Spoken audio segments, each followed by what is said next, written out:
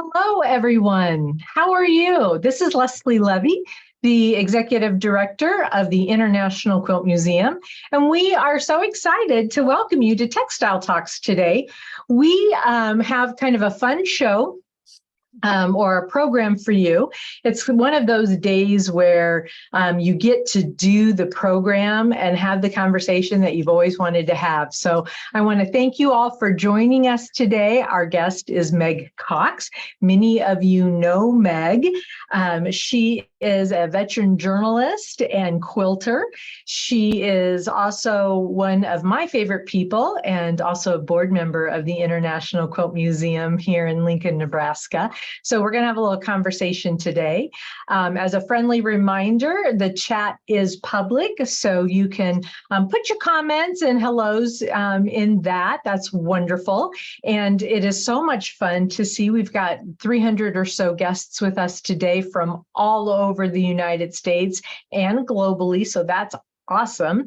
And then if you have specific questions, throw those in the Q&A function, and I will be monitoring those as we go along today. And we're hoping to have plenty of time to answer your questions, but this is one of those subjects that's pretty near and dear to my heart and something that I wanted to know more about. So I know Meg is provided lots of awesome visuals and context to put the art of Burning Man into all of our vocabulary and know what we're talking about. So Meg, I wanted to welcome you to Textile Talks today, and let's talk about what that means. What is the mystique of Burning Man?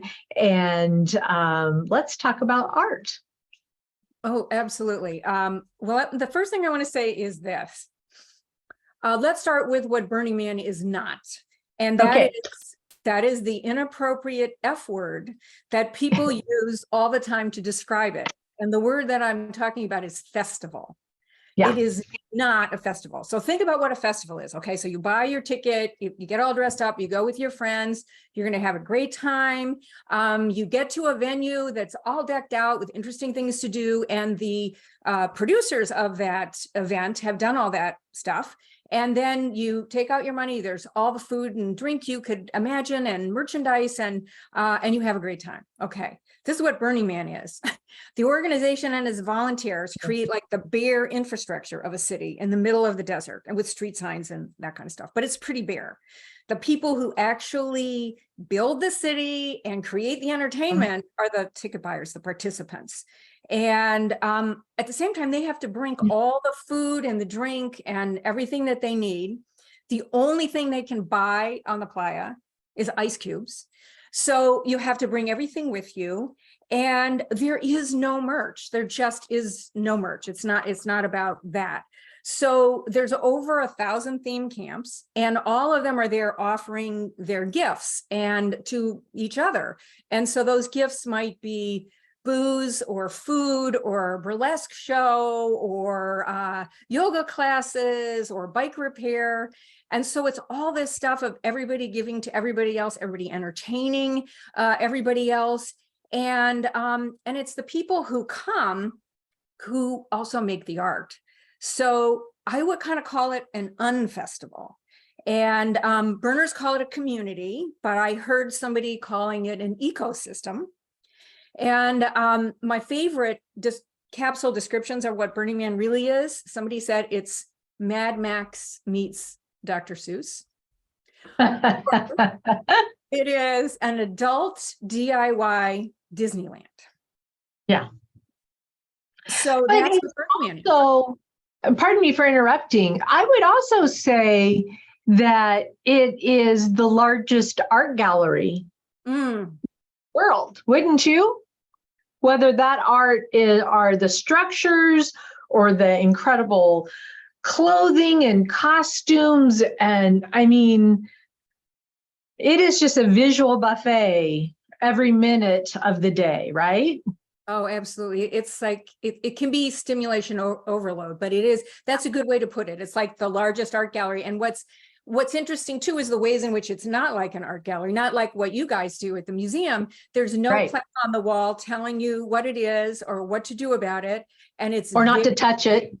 right. Usually they want you to touch it. You can climb on it.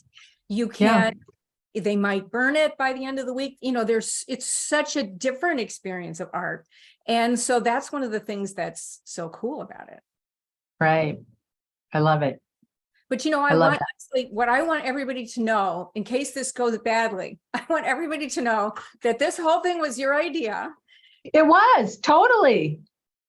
Burning Man is on my bucket list. And anybody who knows me, I'm a very type A personality. When I told my husband, you know, as we're getting close to that retirement age and we're making that bucket list of things that we want to do in our go-go years, I said, I really want to go to Burning Man. And he started laughing. And he's like, really? Leslie, I don't see you at Burning Man. And I'm like, why not? And he goes, oh, let me count the ways. And I'm like, no, really. It is one of those experiences, you know, I think sometimes people that don't understand Burning Man or have only heard snippets of Burning Man have a very distinct idea or concept of what that is. And it isn't. It's much greater and more broad than maybe that hedonistic concept that people think of or hear about when they hear the term Burning Man. I am constantly amazed at the beautiful that you can build the playa, that you can have 1,000 different, you know, villages and areas, and that people can come together. And, you know, there really are rules and guidelines for being able to create a community on that scale in the desert. So what happens when you sign up, Meg, for Burning Man?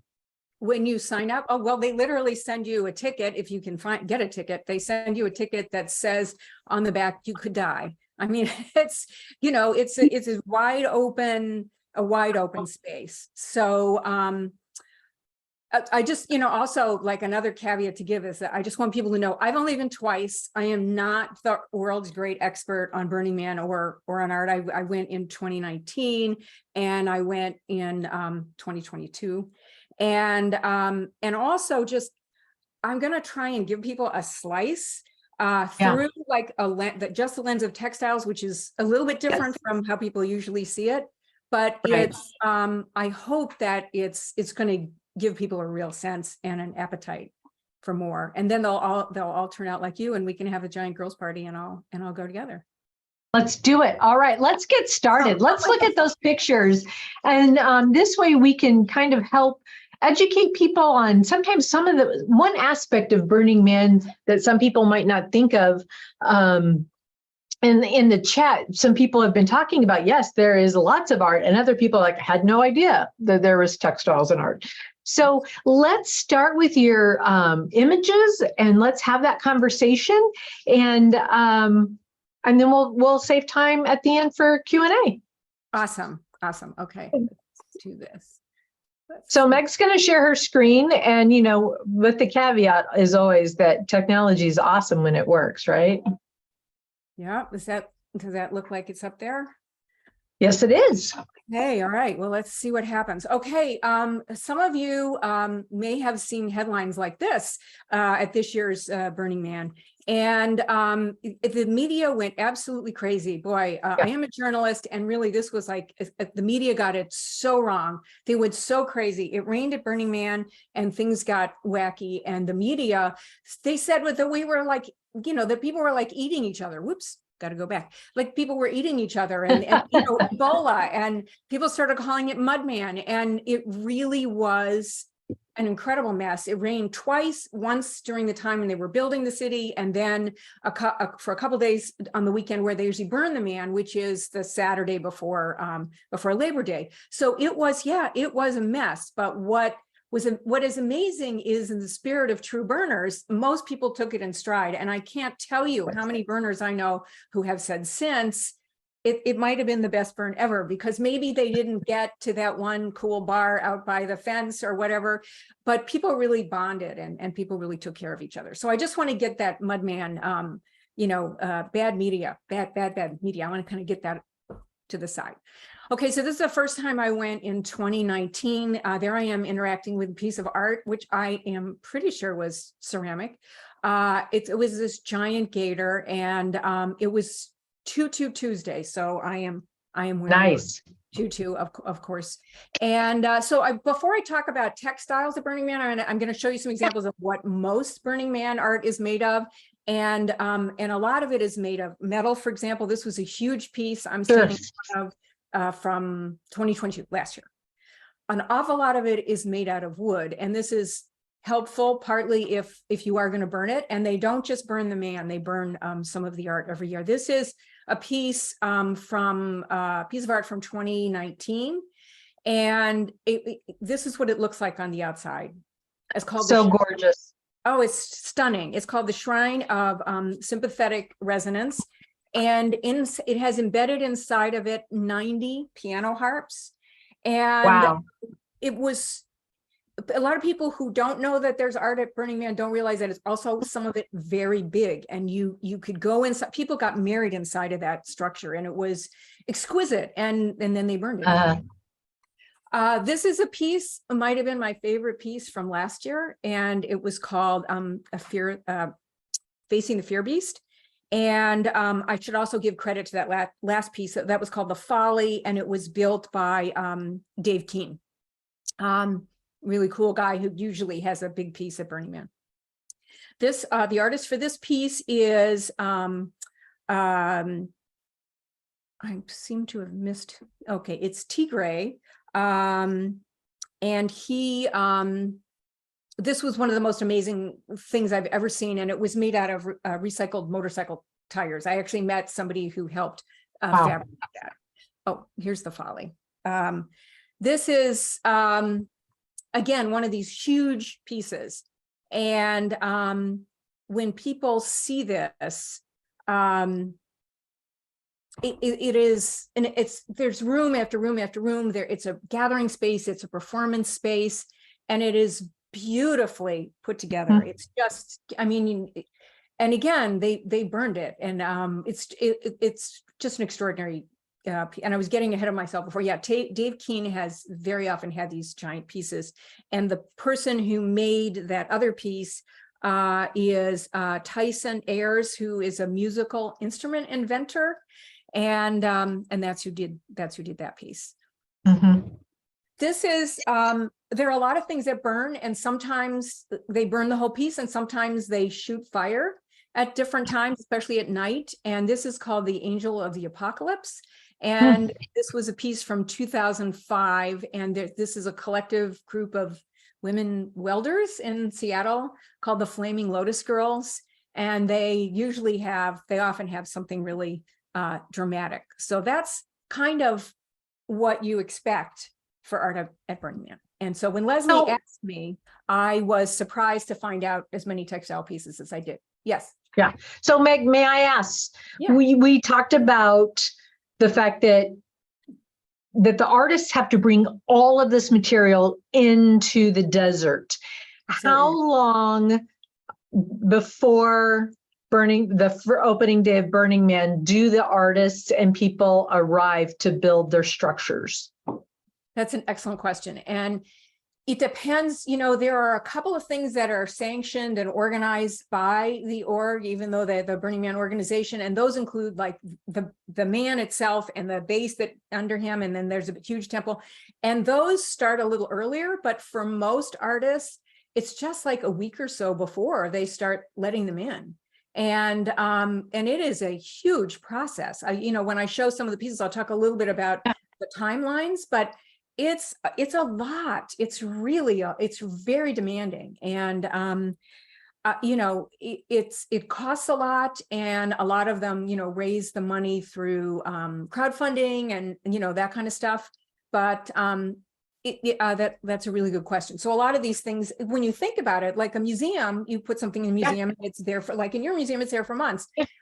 Here it's maybe there for 10 days, 10 to 14 days. So yeah, so I'm sharing this one first because this is the mind blower for me. The very first time I went to Burning Man in 2019, I didn't expect to see an art piece that was made out of quilts. And this is called My Journey Through Depression. And I interviewed Michelle Meyer Tarantino, was the person who made it. She has actually been a burner longer than she's been a quilter. And she learned how to quilt from Jenny Doan videos. And this is really, in quilts, the story of her depression. And she, you know, the problem is, one of the reasons why you don't think of textiles at Burning Man is that the winds can be up to 60 miles an hour and there's dust storms all the time. So how do you do that? So she figured it out. That there are these really strong wires, and in order to make the quilts strong, each of them for their batting, it is a 30-pound a moving blanket. So he went to a lot of work to make sure it was possible. So this is, you see there's some blocks on the back, and I'm going to tell you who made those in a little while. This is just a close-up of some of her stitching. Beautiful. So that raises the question, when do textiles make sense out here? Sure. This is a piece from this past year, from 2023, called 1,000 Hands. And the co-creators are Nick DeBruyne, who is an architect who specializes in sustainable architecture, and Maria Gauthier. And it is over 50 feet tall. And it is an environmental piece. When I got to interview Maria, who is part of an art collective in Austin, Texas, which is where this was built. And I said, you know, why textiles? She said that neither of them had really worked in textiles before, but they wanted to create something that could be 50 feet tall in the desert and was not too heavy. And they were making a statement about the environment. And they wanted to have kind of this burning sun in the middle. And so they decided to do this, and then they had to figure out the how. They had to figure out how they were going to dye it, how they were going to tie it, and their goal was to have 1,000 hands, 500 people help make it. So that's what it looks like. This was a TV station in Austin, Texas, took some movies of it and a picture of it when it was done before they hung it up. And she sent me some pictures of the process of, I don't know, she told me at one point how many rotary cutters they went through. She said they bought most of their fabric and dye from Dharma Trading Company, but they literally went through hundreds of, and then they had all these workshops for people to tie on these pieces in the different colors. And that is Maria, I believe, in the green in the back. And there was a kids camp in Austin, and it was a kids advocacy summer camp. And that's great. And one of the things that Maria told me that was cool is she said, I think everyone was just addicted to the thrill of making it. We got a grant, and that was a big deal for all of our careers. So we worked even harder on the quality. The piece is in storage, and they hope to show it elsewhere. And her final statement to me was, this taught me that inviting community into art is really going to make it special. That's beautiful. We asked people to tie their thoughts and intentions into it. So that gives you one sense of, why you would do it and a way they did it. This is another piece from this year, a very, very different tone and a very different piece. This is called the Zina Art Project to honor the women of Iran. And you see all these beautiful cloths. This is what it looks like from overhead. Really gorgeous. But let me tell you what it is. They used 430 yards of red fabric to honor Zina Amini, who was beaten to death for wearing her hijab too loosely. in Iran, and the morality police beat her to death. Last year, she was 22 years old. And so this is a piece, some of you may know me, I read in the news that this sparked a huge movement. And so how interesting that that winds up in a textile piece at Burning Man. I just want to read a statement from, the stuff that they put out, the group that created this, which is a group of Iranian architects, artists, and engineers. And this is what they said. This installation represents the freedom expressed in the hair flowing in the wind that has been a symbol of the movement from the very start. Panels of hanging red fabric are covered with fabrics, with paintings, messages, and poetry from artists around the world, including Iran. All the fabric content will be digitally archived and made available for viewing on the website after the event. The panels will be used in demonstrations and future art projects. So again, so incredibly powerful as a statement to take this flowing fabric and have it represent something so incredibly weighty. So I think this speaks to a lot of things about Burning Man art in general, and one is that it's very, very international. Go back. That is amazing. And remind me if this is correct, that in order to have a piece of art at Burning Man, you have to put in, you submit paperwork to do it, to have it approved. And it usually takes artists a good year to create this, correct? Once they're approved? No, you have less than a year. It's amazing how truncated, and sometimes things carry over to another year. But I'm glad you asked that question. If anybody's interested, yeah, there are all these forms at burningman.org, and it's true and it's not true. If you want to be on the playa, if you want to be what they call a placed piece of art, an installation, you do apply, and you especially if you're going to need big equipment. But the thing that a lot of people don't, and you also apply to get an honorarium, to get a grant, and only I think less than half of the people get a grant, and that helps them pay for it.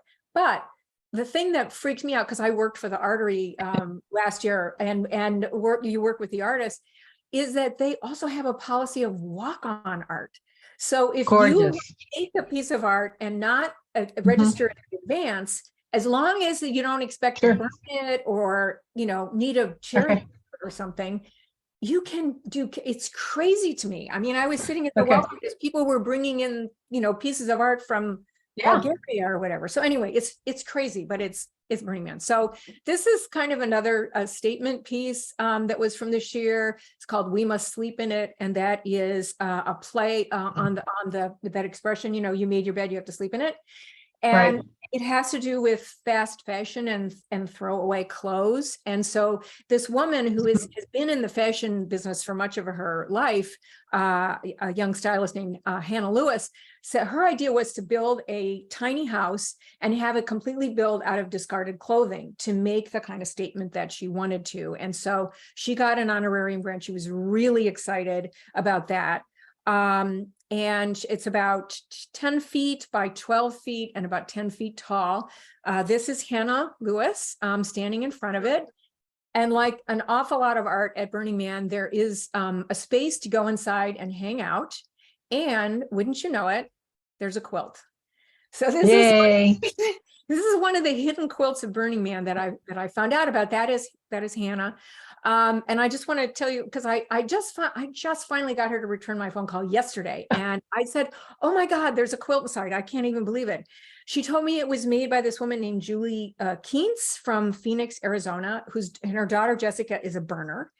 And starting 5 years ago, every time Jessica would go to the playa, her mom would make a quilt and give it to her daughter. And in the gifting spirit of Burning Man, she goes here and finds somebody who she thinks deserves her mother's quilt and just gives it to them. Beautiful. So this year, her mother's quilt is part of an art piece.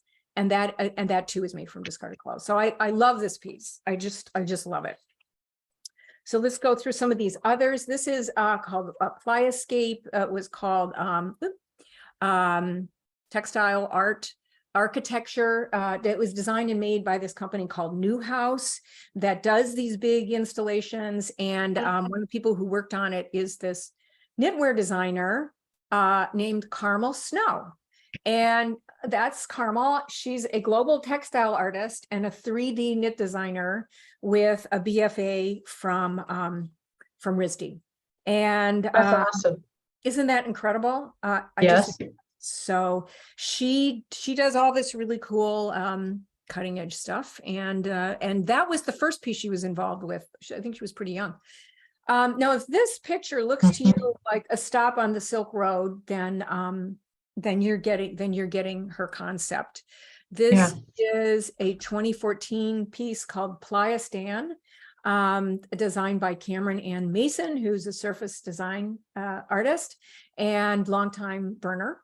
And she started making things for the Playa, and then she got some other people to be on her team because she needed people who knew how to, do electrical stuff and, like that. So this is her partner, Peter Weston, who helped with her with Playa Stan. Now, she used a different technique with all the pieces that she's made for Burning Man. And this one is batik. And that you can't see in those pictures because, Burning Man is so vast. The size of just one of those panels that she's working on there, it's big. This is a piece that she made in 2018 using shibori techniques. That's called Skybound. She told me every time she makes a piece, there's always a quiet place for people to sit. That's gorgeous. I want to sit there right now. Right. Isn't that nice? So there's people taking advantage of it. This is her most recent piece called Chroma Commons, and it's, all of this wonderful color wheel stuff with, again, something very calming in the middle. Again, she's somebody, I honest to God, she found me because of this talk. I got an email from her yesterday, and she said, I want you to know about my work. And I said, Cameron, I'm so glad you emailed me. I have sent so many messages. So, so all you people out there who have emails attached to your website, check them sometimes. Anyway, so Cameron, this is Cameron. The very first time she tried making banners for the Playa was in 2007, and they were for her camp. And that's another thing, is that even if you don't have like a big piece of art out in the middle, anybody can make art for their camp. So she decided, because the theme was, Green Man, whatever, she would make these two banners, and it was Green Man and Burning Woman. And love it. But she said that she learned an important lesson. She said, if I made a banner tethered on only one axis, it wouldn't become a sail. And that way it just blows with the wind. And you notice that her other pieces, they were just, one side was holding them down. But she said in 2007, she made these elaborate banners, and that's how they were structured. And she said it was less than half an hour before they started being ripped by the wind. So part of this is, part of what I love about this is that people risk, people try, people learn, and you never know what they're going to come up with. Wow. This is spectacular. Yes. This is an extraordinary surreal work that was developed and built by a team of researchers from the MIT Media Lab and the MIT School of Architecture. And it was all led by a PhD student named Armandi Wicasono. And it is, I'm really sad I didn't get to see this. It's called the Living Knitwork Pavilion. And I just want to read something that I took off of a knitting industry, description of what this is. The fabrics were developed using digital flat machine knitting technology and a collection of functional and common yarns, taking inspiration from the intricacy of textile patterns and temple carvings of Indonesia. So just show you some of I just have some other pictures of it because it's so stunning. That's what it looked like from the inside. Wow. This is the panels, these knitted panels with all of this gorgeous. So amazing. Isn't it beautiful? And that's what it looks like inside at night. So, and it's beautiful during the day and at night. They're equally stunning. And that's the thing, is that people see, there's a lot of, art watching day and night, and the ply looks very different. Right. So this might be cheating just a tad, because this is the temple, this year's temple. Yeah. It's obviously made out of a wood, but it was inspired by the floral lace patterns of Eastern Europe. Sure. And Gorgeous. Look at the shadows it creates on the sand. Fabulous. Yeah. So this is the co-designers were artist Ella Madej, a San Francisco veteran burner, and Reed Finley, who's an architect. And they burn the temples too. They burn the temple the day after they burn the man. So, but what a gorgeous piece it was. This one I included because it's also an art piece that has a ton of textiles in it. It was called the Afterlife Project, and it was one of the ones that won a grant. And this is a screen grab of the crowdfunding thing that they did. And you can see they raised like over $20,000, and that's what people have to do to, make these things feasible. This is kind of a look from the day. This is the person I went to Burning Man with, John Paul, took this picture. It's like a carnival at night. It's really, really pretty. And I just threw this in because I love it. This is this Indian married couple. They do an Instagram account called the Brown Van Life. They live in a van for like 3 years. And this was their 2022 was their first burn. And that's good. So it's the way people interact. So that's why I put this way people interact with the art. The first time I went, I met a man, and he had a ritual of eating lunch inside a different artwork every day. You can do that. Awesome. Yeah. Now that piece, that installation was, the theme was waking dreams, and was called the Afterlife. And the team was led by a guy whose ply name is Blitzy, and he's part of this camp, Comfort and Joy, which describes itself as a queer community and arts collective. And so you can see that was, that carries over that look of all the banners. You see so many flags and banners and whatever and structures.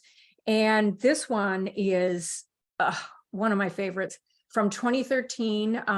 It's called The Sacred Spaces Village. Yeah. And yoga and all kinds of stuff goes on in there. I found this in an article. People can look this up if they want, called No Ordinary Tent, the Bizarre Constructs of Burning Man. And it's on a website called Gear Junkie. Look at that. That's amazing. So over and over again, you have this question. Is it a structure? Is it something you live in, or is it art? Right. Or is it art? This is another piece that was in that same article in Gear Junkie, No Ordinary Tent. And it is based on a mollusk, the shape of a mollusk. So really gorgeous. And just to make the point that there are textiles everywhere in all the camps. This was just when I was there the first time, I just stopped to have, a tea or something with people in a random town. There's just so much. This is a place where I had took a yoga class one morning. There's just textiles everywhere.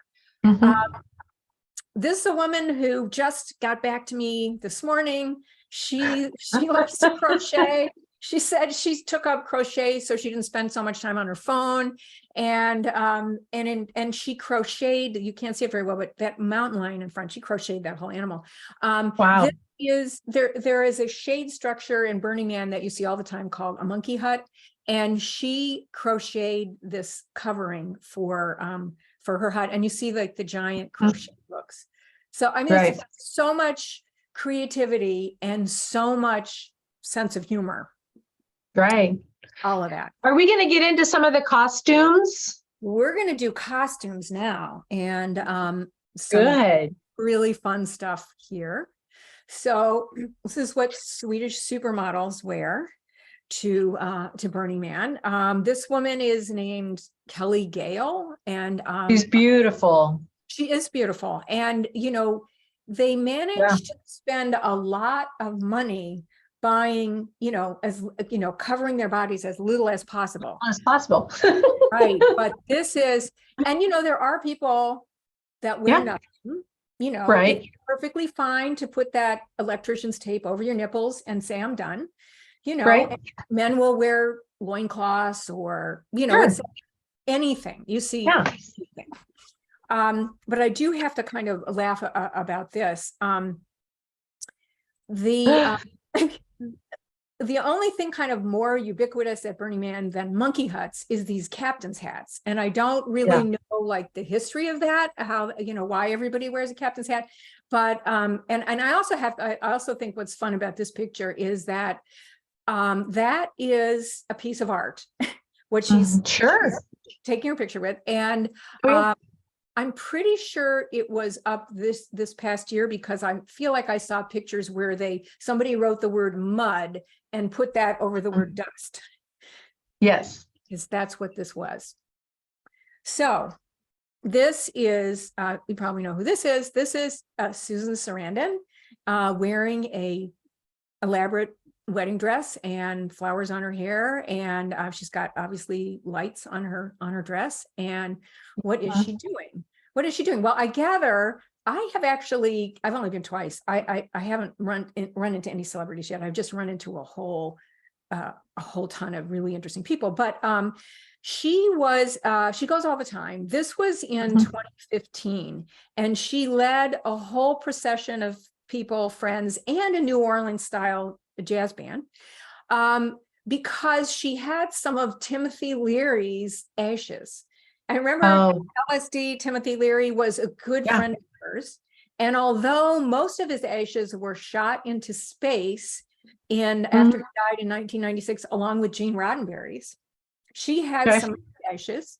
And so and that's a picture of him. You can see they're holding a picture of Timothy Leary. So that's what she was doing. And so, you know, whatever, stuff happens.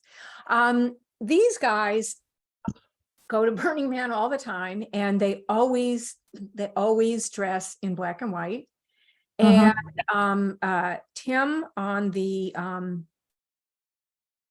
left in this photograph is a graphic designer, and he makes these costumes himself, and they're just stunning.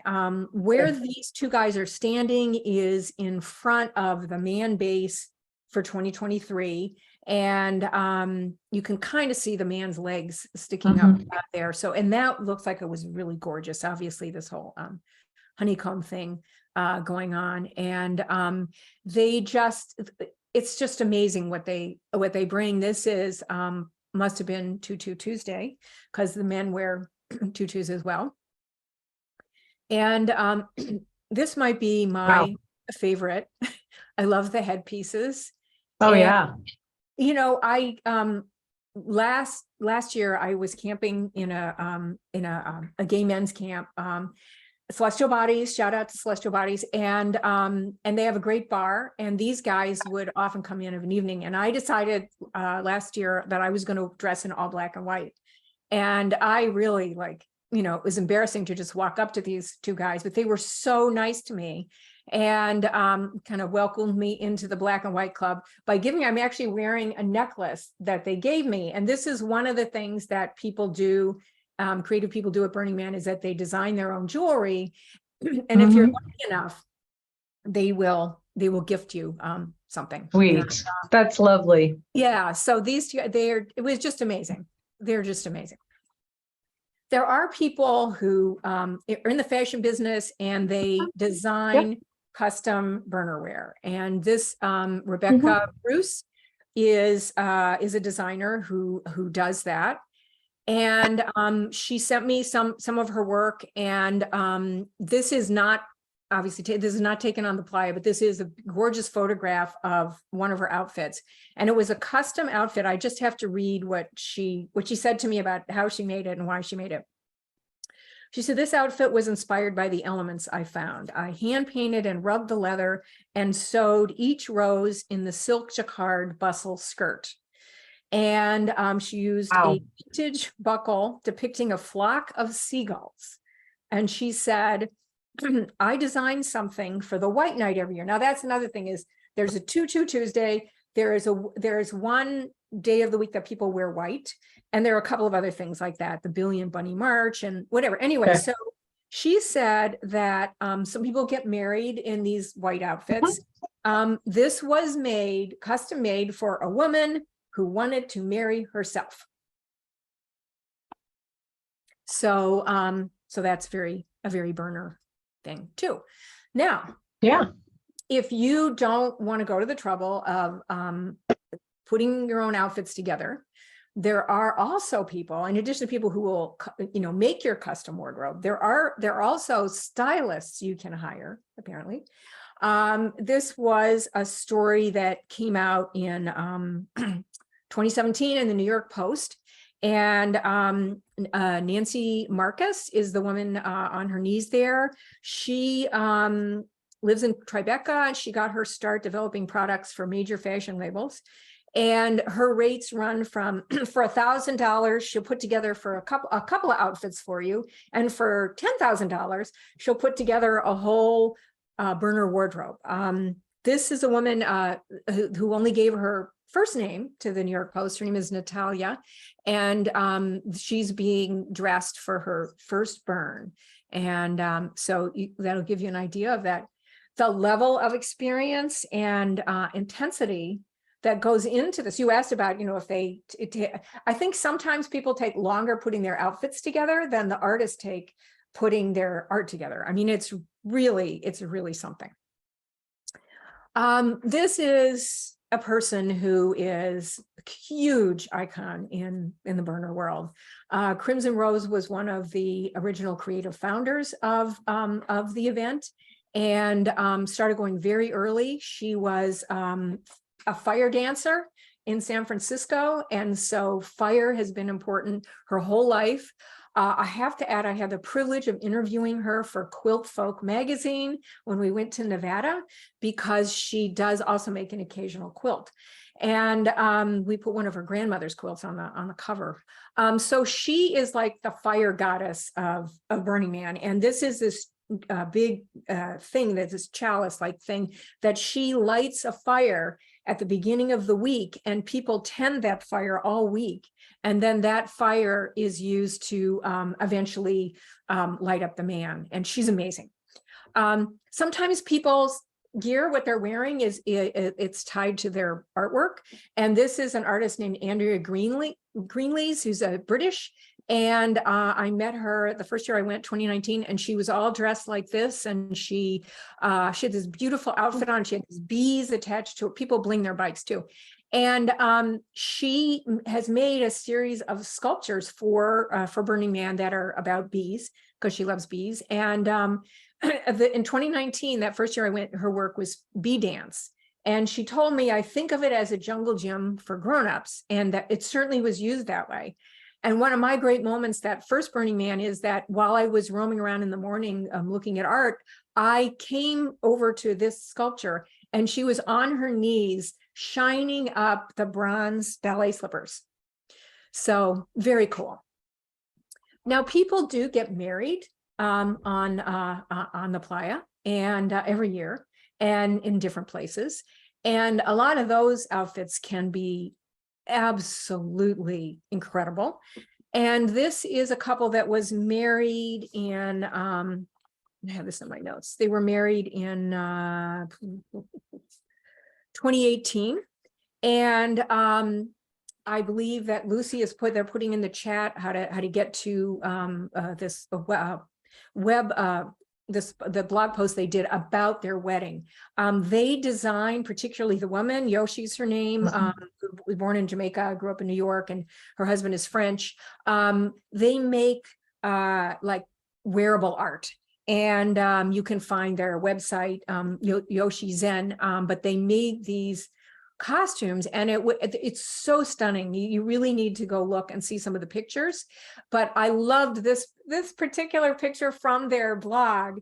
It's like, yeah, I can so identify. They were still sewing their outfits on the way to the playa, and that's the groom to be is driving the RV, and she's in the back, the sewing machine, finishing their clothes. And a lot of the things were laser cut. His was a laser cut and suede, and her dress was laser cut and I mean, just gorgeous. What people do. This is why it is such a spectacle. Speaking of costumes, I have to talk about the lamplighters. And this is, again, I didn't understand the ritual piece of Burning Man, but this is like 100 people who dress in these robes with like flames on the bottom. And they've been doing this for 30 years, and they have kerosene lamps, and they put them on these stands going all the way up along where the man is. And even though you can see more at night now with all the LED, they still do this ritual. And it's an amazing thing. It's an amazing thing to watch. See, those are all the stands that they're going to put the lights on. So remember those blocks on the back of that artwork. It turns out there are a bunch of quilters who are lamplighters, and they have their own Facebook page, block exchange. And this is a woman who turned her blocks into a skirt. And if somebody who's a lamplighter volunteer gets married or has a baby, they make a quilt for them. And this is, that's the bride. They got married just this past year, and they were given this quilt that was wrapped around them. They were married right on the playa. And what was really cool was getting to have an interview with Tony Lewis, who has been leading the Lamplighters camp for years. And Tony's story, lives in San Francisco, took up quilting when he got sober 20 years ago. And he has taught so many people how to quilt. And oh my God, he was so fun to talk to. And then he told me about this. There is a quilted banner hanging over the camp bar. It was made by a woman who camped with the Lamplighters. The very first year she went, she was 82 years old, and she made. So I'm just telling all you people that, try to shatter some myths here, is what you think Burning Man is, isn't, but how awesome is that? So you can custom make, you can find people to make outfits for you, but they're also kind of places that burners know to shop. And this is a vintage place in Greenwich Village called Screaming Mimi's that has a lot of things for burners. And I would never wear those feathers because they would make stuff people would have to deal with. But I did buy the light up headdress. I did.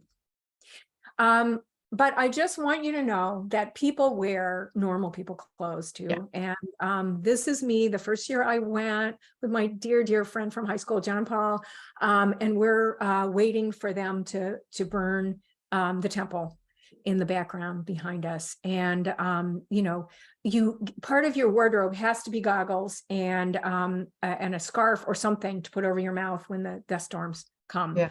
But I took a lot of those things, including what we were wearing, and I made a quilt, because you do.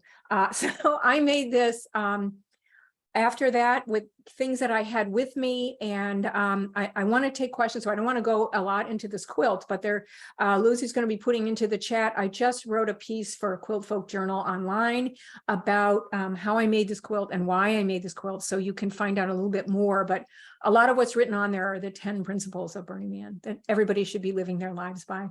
That's a little close up. This is the gloves I was wearing for the burn, and that's my little embroidered map of what Burning Man looks like from the sky. I'm going to close with a random act of embroidery that I witnessed at Burning Man in 2019. And this is just so Burning Man. They were sitting on a couch in the middle of nowhere, like a crossroads, because there was an art piece that was going to be built there. And they were waiting for the people who are going to dig the trench so they could, light the place up. And they're sitting there ready for anything. They've got their hats on, they've got something over their mouths, they've got their goggles on, but it's time to embroider always. There's some things in the chat if you want more information. If you go to burningman.org, oh my God, you will learn so much. I'm going to stop sharing. This is what Black Rock City, as they call it, at Burning Man looked like this year after all the rain. There was this beautiful rainbow. So I'm going to stop sharing because I want to see if there are any questions.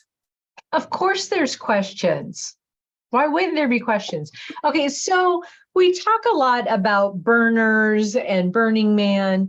Can you give the 30-second reason why it's called Burning Man and why certain pieces are burned at the end? That's a good question. It started over 30 years ago. Larry Harvey was a guy who was, I think he was getting over a breakup or whatever. And it was, I think, the solstice, summer solstice. And he decided to burn this kind of primitive wooden figure of a man on a beach, a public beach in San Francisco. And as much as I have read a ton of books about Burning Man, and I still don't know if I quite understand why he decided to do it, but he did it, and then he did it again, and more people started coming. And it's a very cathartic burning. Yeah. And people just thought, wow, this is cool, I want to be part of this. And then it got so big that in San Francisco they said, you can't do it here anymore, and it moved to the desert. And so first it was just, they burned the man, and he there's similarities in how he looks every year, and then sometimes the base is very elaborate, excuse me, and the burning is spectacular, and there's all fire dancers around and all that kind of stuff. So it's gotten very elaborate. Along the way, they started burning other things because I guess people like to watch things burn. And if you are at Burning Man, there's a place called the Artery where there's lots of information about the people like me give you about, like, here's a maps, here's I did bicycle sunset art tours and stuff like that. And there is inside the Artery, inside that little structure, it tells you what's going to burn. They don't start burning things until Thursday night because they want people to have a chance to enjoy them. Yeah. And it might only be, I don't know, I haven't counted, and I don't know, I don't know the entire history of Burning Man, but it's maybe 6-7 pieces will burn in a year. Yeah. And you have to get permission, and there's a lot of things you have to do. And so, the whole idea is that there's nothing left behind, and that the desert is pristine. When all of these thousands of people leave, you can't tell that they've been there. How is it that, do you know by chance how it is that they manage the results, the ashes, or the results of burning those huge monuments? Well, there are all kinds of rules, and that's one of the reasons why if you carry on piece of art, you can't burn it, because they have to put special things down underneath, for one thing. Okay. Not burning the playa floor. That's what happens. And so you just have to take an awful lot of care, and they have people that specialize, they just know how to burn things. Right.